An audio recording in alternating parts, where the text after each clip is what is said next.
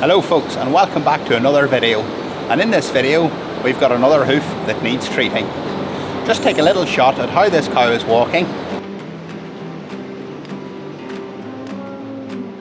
Would you agree she needs our help? Agreed? Then let's get on with the trim and see how we can make her more comfortable. Good morning folks, and welcome to Tech TV.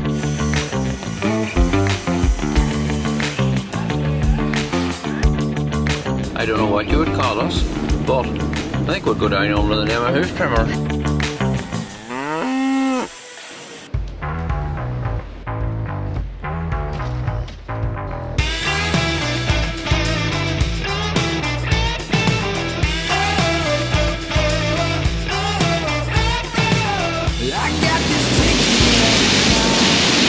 This cow is pretty lame, and she's got some cracks here, as you can see in the white line area.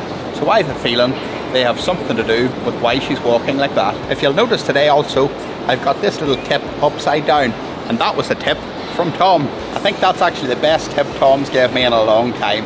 By putting this tip upside down, it actually opens the hoof a little bit wider to leave it a little bit more comfortable to work around. On this day trimming, Tom and I were out together. That doesn't happen too often anymore, but I really do enjoy the days when we're trimming together.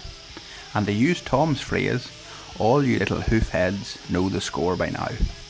I start off this trim with the grinder to balance out that outer claw and stabilise the inner one before I investigate what's causing this cow to be lame.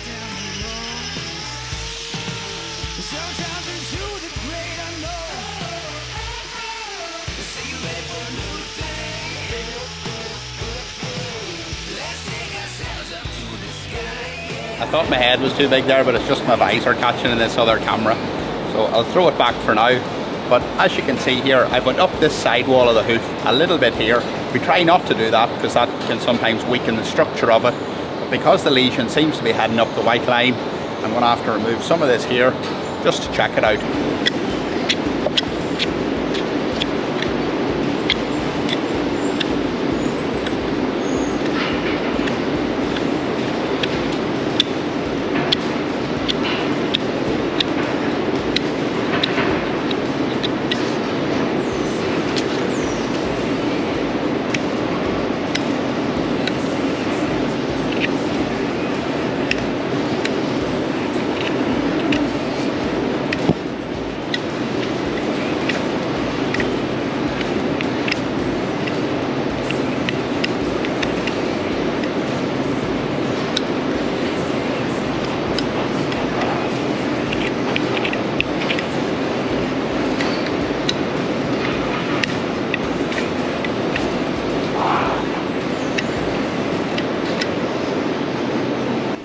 After identifying that this cow's tenderness is coming from her lateral claw or her outer claw, I just want to check the inner claw to make sure that it's up to the job of taking the block. And with no response from the cow, I get it cleaned up and put one on.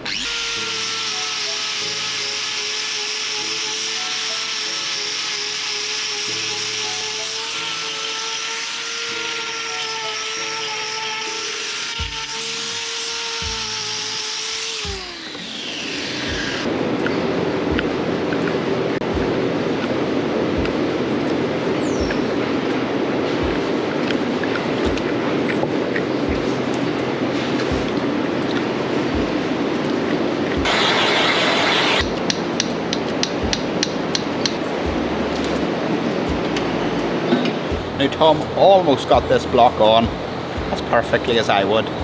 It's that close to perfect, it'll do just fine.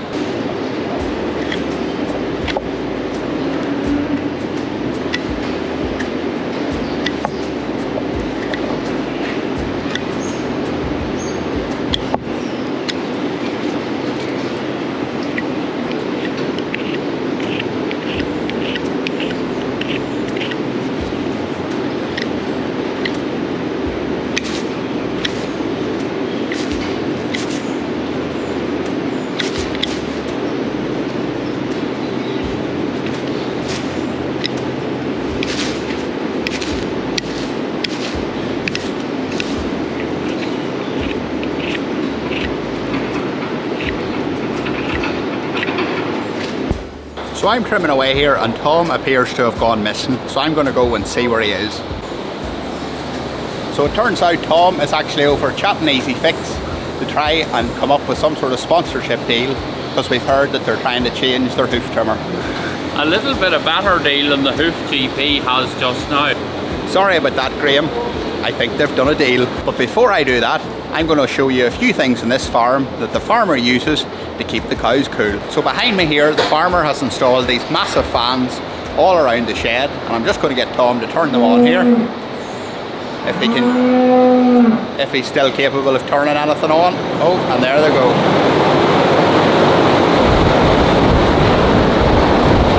Very powerful fans.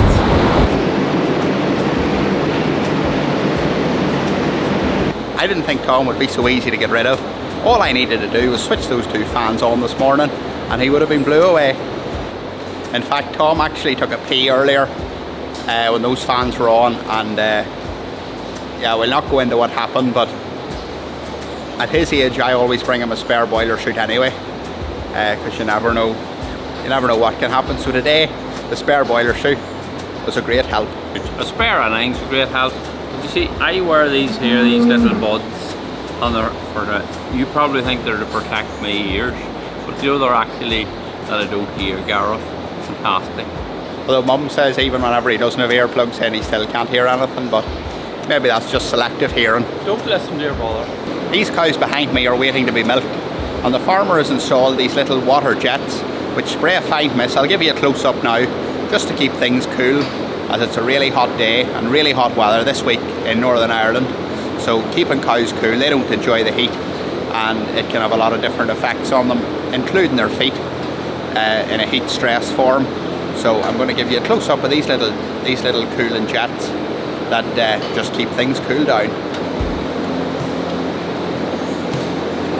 With all those cooling things in place, it's the only way to keep an old guy like Tom still cool. So folks, after showing you those things, let's get back to the trim. And I hope at this stage you've hit the subscribe button.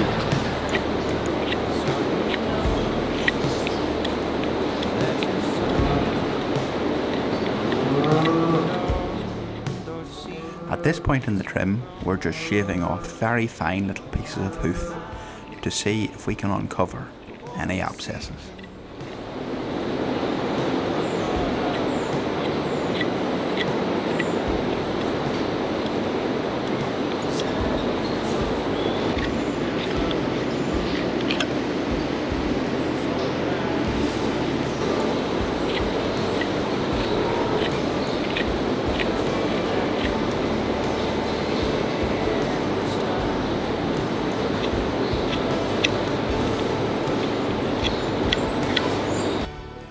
From time to time in the comments, some of you ask why we touch and feel the hoof. Well, the reason for that is we use our sense of touch to understand better what is beneath.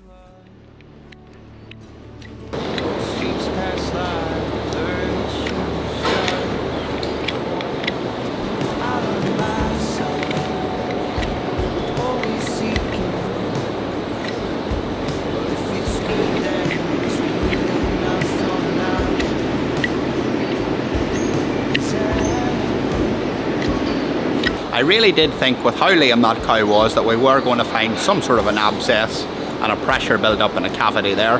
But that little point that I was trimming around there that this was coming to nothing, the corium was right below that, so there's no point in going any further. That was the point of impact of where the injury probably took place on this cow. This farm's really on top of lameness, and cow 903 is the only cow today on the lame list. So we got that in time before it got any worse. She was quite lame on it, but she only went lame yesterday and we were coming today. So we let her out of the crush and see how that wonky block, only joking, how that close to perfect block that Tom put on is helping this cow.